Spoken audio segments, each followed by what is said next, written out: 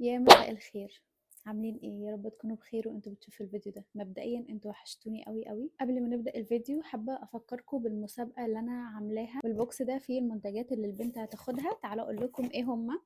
اول حاجه عندنا هنا بودي لوشن، وده باليوريا، يعني ده بيعالج جلد الوزه وبيرطب البشره بعمق جدا. اللوشن ده تحفه، وانا عندي واحد ليا بستخدمه جوه. ده كده اول حاجه. تاني حاجة وهي مخمرية، ريحتها خطيرة، فيها شimmer كده لو كان واضح لكم يعني. وبعد كده عندنا هنا تنت مائي، ده تنت مائي. وعندنا هنا تنت ليكويد.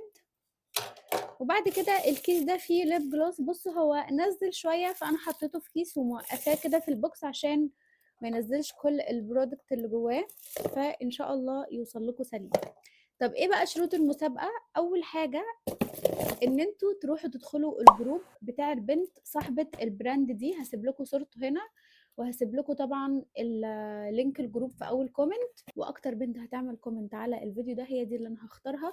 مش هختار عشوائي زي المسابقة اللي فاتت، لا، اكتر بنت هتكون عاملة كومنت هي اللي هتاخد ان شاء الله البوكس ده. انتوا عارفين ان انا كنت عاملة مسابقة قبل كده والبنت استلمت الحمد لله كان اوتفيت يعني.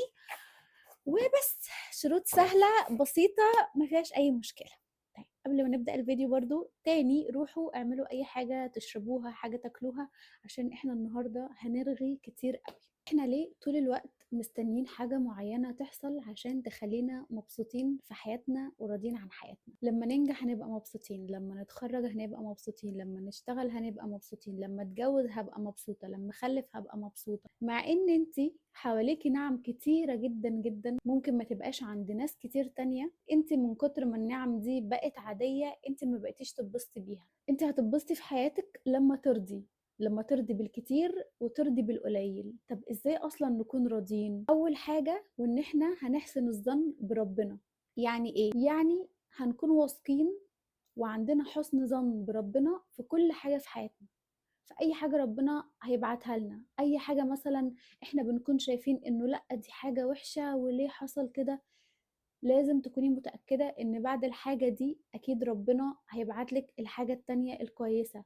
فطول ما انتي ظنك في ربنا كويس وثقتك في ربنا كويسة وعندك يقين ان ربنا بيختار لك الصح، ان ربنا بيعمل لك الخير، ان ربنا بيختار لك اللي انت تقدري تعمليه، ومن جواكي مقتنعة وراضية، هتبقي سعيدة. دايما نفتكر ونفهم ان ربنا شايف الصورة كاملة، احنا بس شايفين لقطة معينة، شايفين جزء معين، لكن ربنا طبعا قادر على كل شيء. فربنا شايف كل حاجة حوالينا. حاجة مثلا كان نفسك قوي قوي ان انت تعمليها واشتغلتي وتعبتي وتعلمتي واجتهدتي وسعيتي كتير جدا سنة واتنين ان انت تعملي الحاجة دي او ان انت تدخلي المشروع ده، لكن في الاخر بعد تعبك وشغلك ده كله في الاخر الموضوع ما حصلش.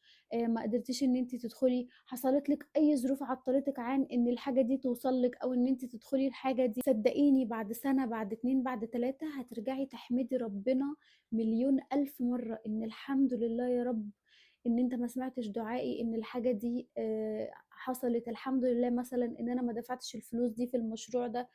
عريس مثلا حد كنت بتحبيه وهتموتي وتتجوزيه، ما حصلش نصيب، جيتي بعد كام سنة لما وقفتي من بعيد شفتي اللي انت كنت هتبقي فيه، اللي هو يا لهوي، معقولة انا ازاي كنت قابلة كده، انا ازاي كنت راضية بالوضع ده، انا ازاي كنت هقبل بجوازة زي دي، انا ازاي كنت شايفة نفسي قليلة بالشكل ده، وازاي كنت راضية ان انا ده يبقى شريك حياتي، ازاي كنت راضية ان ده يبقى ابو ولادي.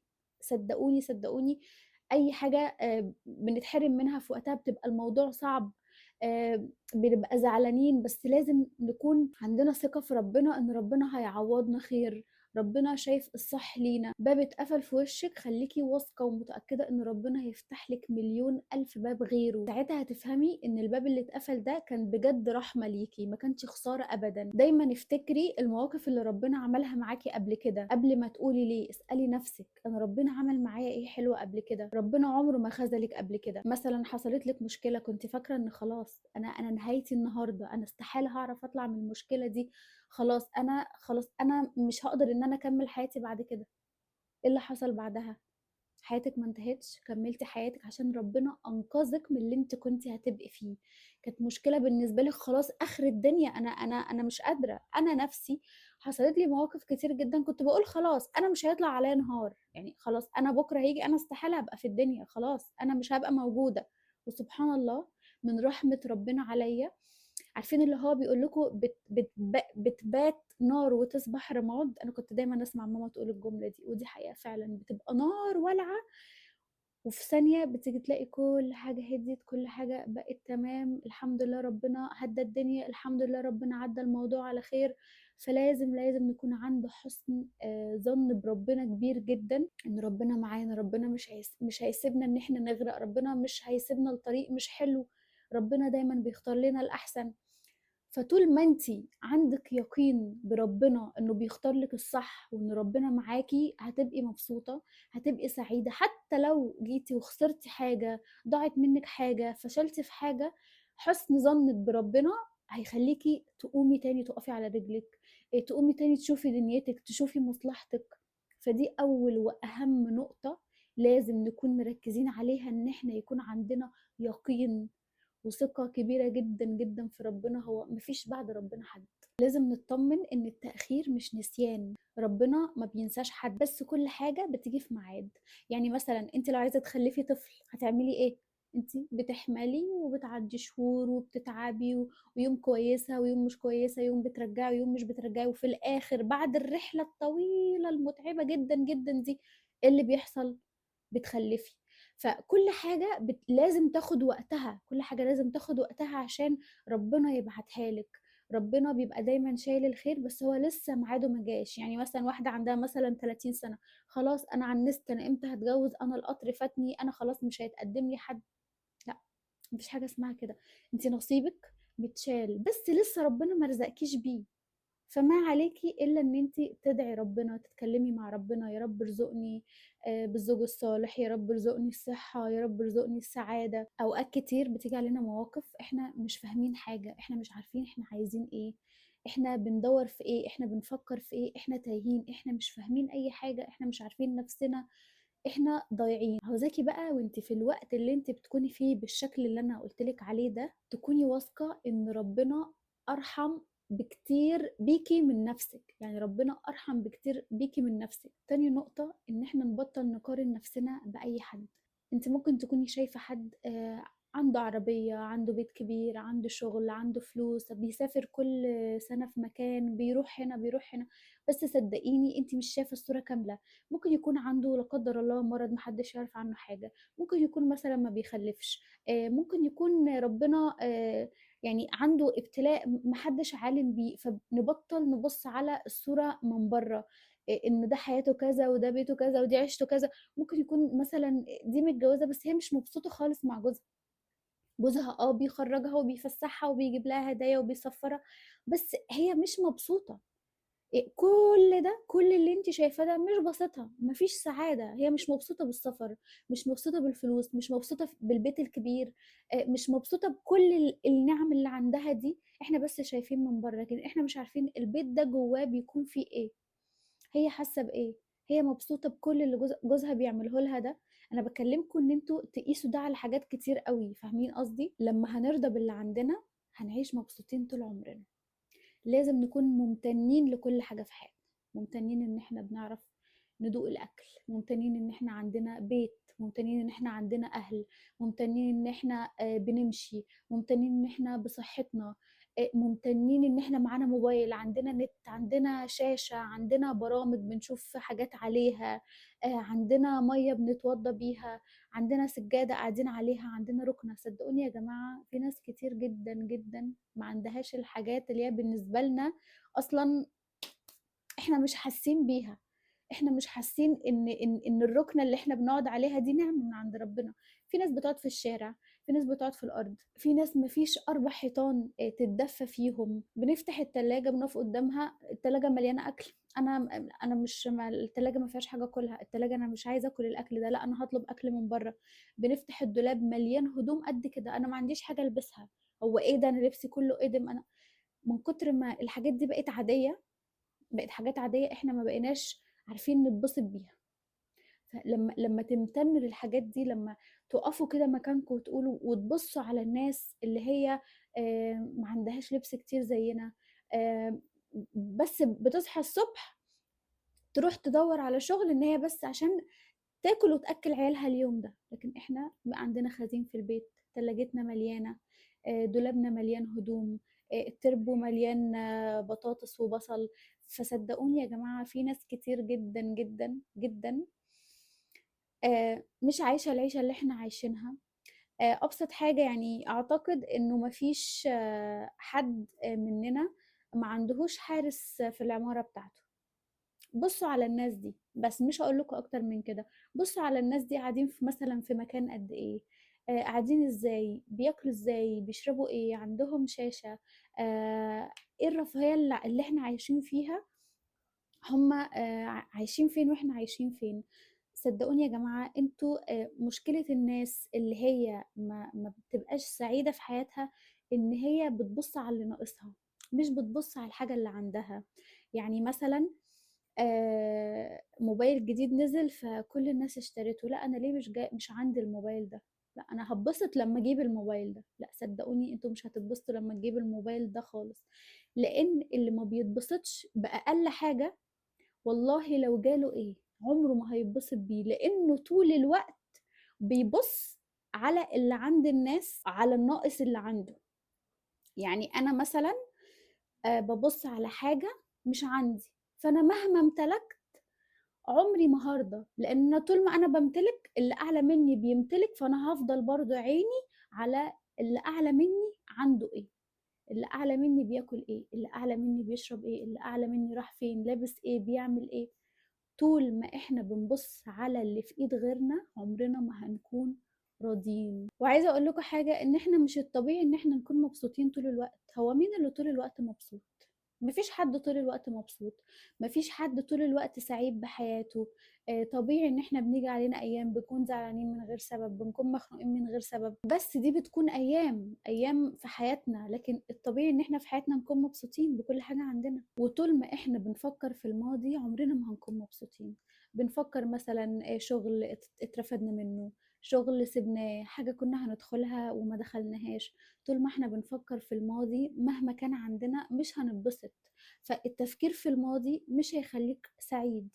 على عكس برضو ما طول ما انت بتفكر في المستقبل وخايف من المستقبل، ده برضو هيحرمك من لذة المتعة بالحاجة اللي انت فيها دلوقتي. يعني حد قاعد طول الوقت، طب انا مثلا هجوز ابني ده في الشقة فين، طب انا مثلا بنتي دي هجيب لها جهاز منين، خايف من المستقبل، عمال يفكر يفكر يفكر، وهو مسافر بيفكر، وهو قاعد مع عيلته بيفكر، وهو مش عارف يذاكر مش عارف يعمل. طول ما انتوا بتفكروا وخايفين من المستقبل مش هتعرفوا تتبسطوا بالحياة اللي انتوا عايشينها. فبلاش ان احنا نرجع نندم على اللي فات، وبلاش ان احنا نخاف زيادة من المستقبل. أيوة الطبيعي إن الواحد يأمن نفسه ويفكر في المستقبل ويشتغل ويسعى، بس مش بالطريقة اللي تخلينا طول الوقت خايفين ومتوترين وخايفين من المستقبل. فحياتنا حياتنا وأيامنا عمالة تضيع. أنا يومي بصحى كل اللي أنا في بالي بفكر في المستقبل، طب أنا هجيب فلوس ده لمين، وأنا هعمل إيه، وأنا هسوي إيه، وأنا يومي بيضيع وأنا مش عارفة أتبسط لا بأكل ولا بكوباية قهوة ولا بخروجة ولا قاعدة مع جوزي ولا قاعدة مع عيالي. أنا مش عارفة أتبسط. التفكير في المستقبل هيجنني مخليني مش مبسوط. ده برضو حاجة غلط. نرمي حمولنا على ربنا ونخلينا واثقين في ربنا، وده اللي انا بقول لكم عليه، ان احنا نكون عند حسن ظن ربنا، ان ربنا هيدبر لنا مستقبلنا، ربنا هيدبر لنا حياتنا، ربنا معانا، ربنا مش هيسيبنا.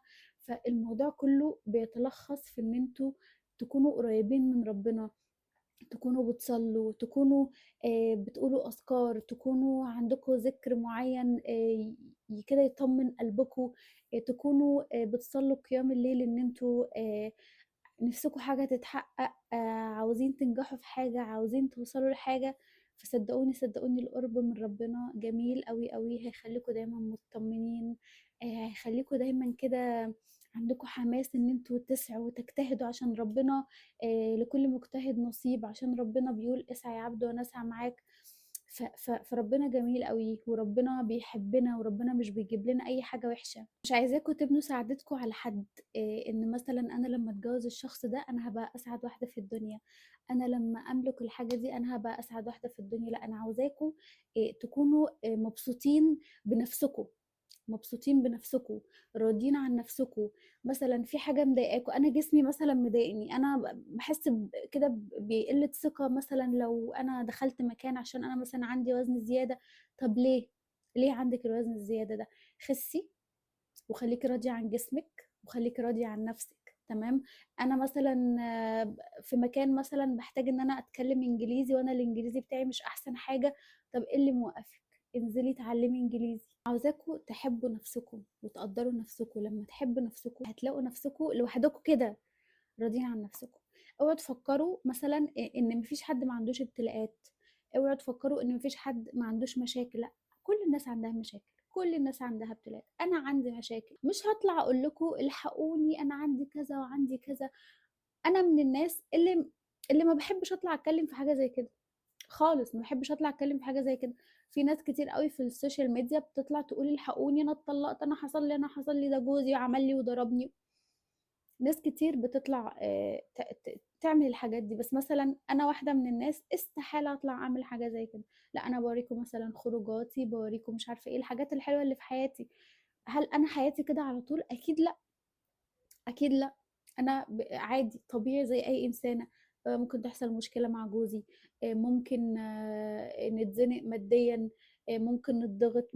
طبيعي، حياه طبيعيه، حياه طبيعيه. لازم تفهموا برضو ان الناس والانستجرام والدنيا اللي انتوا بتشوفوها دي دول ناس طبيعيه عندهم حياه طبيعيه، بس هم مش بيحبوا يصدروا اي مشاكل، اي حاجه سلبيه هم مش عايزين يتكلموا فيها. لا، هم هيحبوا بس ان هم يحطوا صور سفر، اكل، لبس. هم بس يحبوا يحطوا الحاجات دي. لكن مفيش بيت في الكون ده كله ما فيهوش مشاكل. مفيش حد ما بيتضغطش نفسيا. مفيش واحدة بتيجي عليها فترة ما بتفقدش الثقة في نفسها.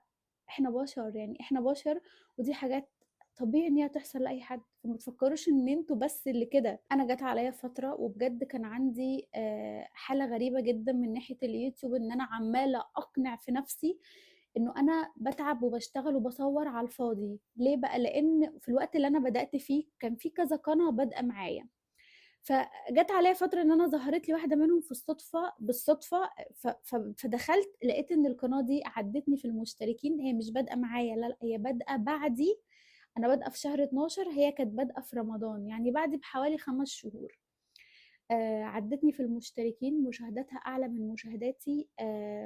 فانا قلت يعني، مع ان يعني يمكن محتواي انا احسن من محتواها، وانا بطلع بوشي، هي مش بتطلع بوشها. ومعروفة ان الشخص اللي بيطلع بوشه بتكون مشاهداته اكتر عشان الناس بقى بتشوف شكله. انتوا فاهمين قصدي يعني.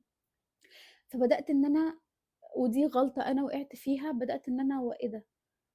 طب يعني ازاي؟ طب ازاي؟ وبدات ان انا بقى اركز وان انا اراقب. يعني بدات ان انا اراقب القناه دي.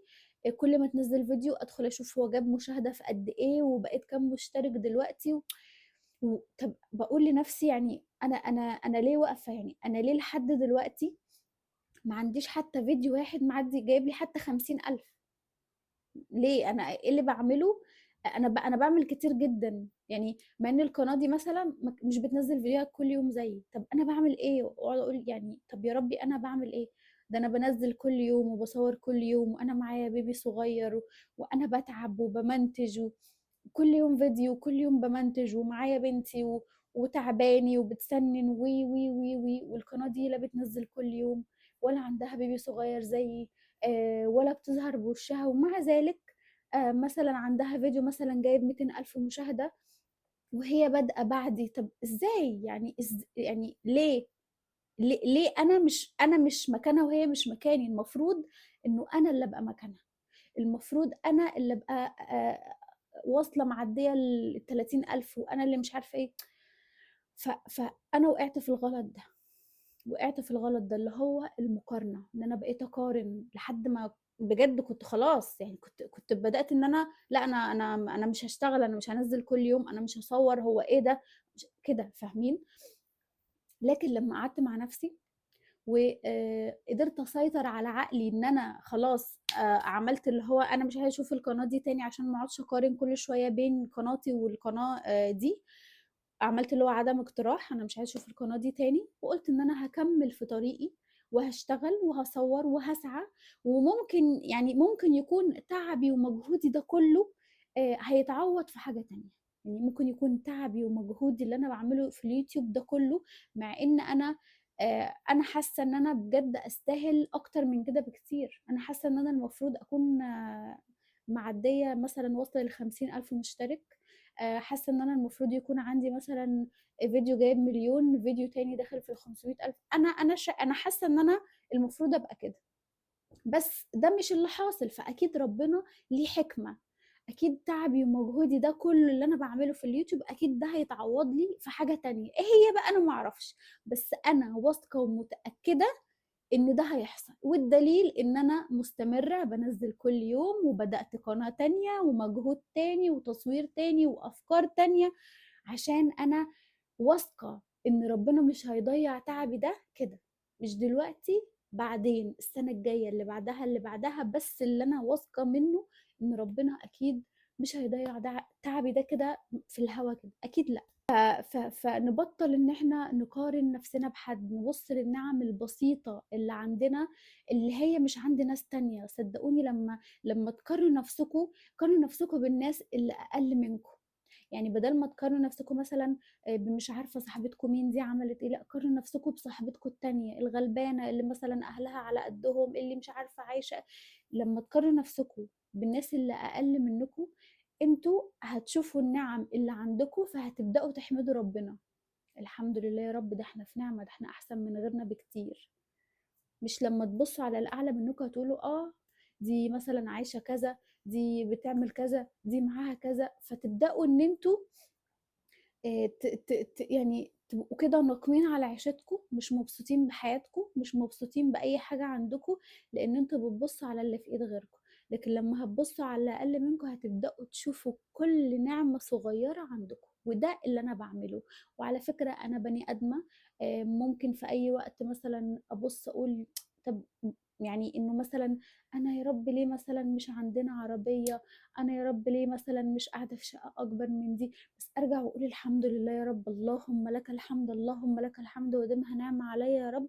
انا قاعدة في شقتي، في بيتي ملك، باكل كويس، بشرب كويس، علاقتي كويسة بجوزي. اخر حاجة بقى عايزة اقولها لكم، مش معنى ان احنا لازم نكون راضيين بحياتنا ان احنا لازم نكون نقف مكاننا، او خلاص هو ده عيشتنا وهي دي بيئتنا، انا مش هطور من نفسي عشان انا راضية بحياتي. لا، الرضا حاجة والسعي حاجة تانية. ارضوا بحياتكم واتبسطوا بكل حاجة عندكم، حتى لو أبسط الحاجات زي ما قلت لكم، بس اسعوا إن انتوا تكونوا أحسن، في شغل أحسن، في مكان أحسن، في بيئة أحسن، تصاحبوا ناس أحسن، تلبسوا أحسن، تخرجوا في أماكن أحسن، تسافروا أحسن. الرضا مش معناه خالص إن انت تفضلي واقفة مكانك في بيئتك، في هو ده مرتبك هو ده شغلك، لأ. كل ما تطلعي اكتر كل ما ترضي، كل ما ربنا هيكرمك، كل ما هتسعي اكتر كل ما هترضي، كل ما ربنا ما هيكرمك. فالرضا مش معناه ابدا ان احنا نقف في مكاننا وبس كده. ده كل الكلام اللي كان جوايا، حبيت اتكلم معاكم كده فيه. و لو في اي حد عايز يتكلم في اي حاجة اكتبولي في الكومنت، وان شاء الله نتناقش كده مع بعض في الكومنت. وكمان ما تنسوش المسابقة اللي قلت لكم عليها، وما تنسوش بقى تعملوا لي لايك لو عجبكم الفيديو، وإن شاء الله أشوفكم الفيديو الجاي. باي باي.